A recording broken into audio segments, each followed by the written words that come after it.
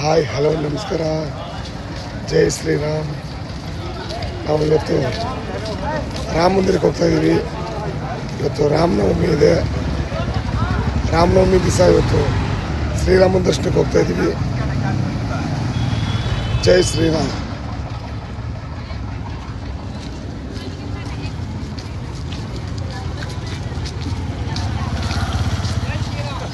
Jai Shriram. Jai Shriram.